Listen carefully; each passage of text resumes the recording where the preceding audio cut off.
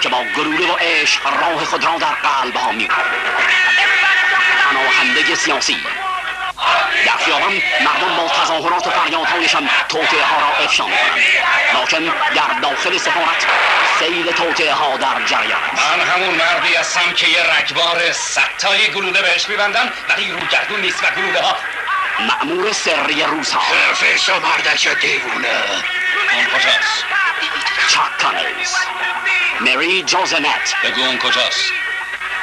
از من پنهان نکن. و یک پناهنده سیاسی که فوق‌العاده خطرناک است.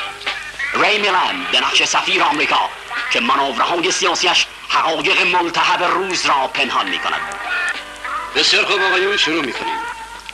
من با آقای نخست وزیر مصر در این مورد مذاکره کردم.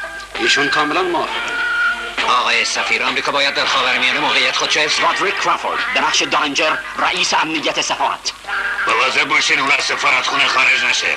ما مراقبت کردیم. برای همین یه جاسوس روسی اینجاست. مکس فون سیدا، هنرمند بزرگ سینمای سوئد، به نقش پناهنده سیاسی که میتواند یک فراری در حال تعقیب یا دستی در پشت سلاح‌های کشنده باشد. دور بزن و فوراً برگرد به طرف سفارتخونه.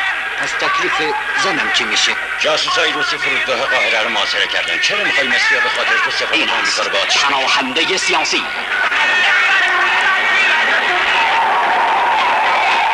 ریچارد رانتری، ستاره شفت، اکنون یک دیپلمات است و در مقابله با پناهنده سیاسی.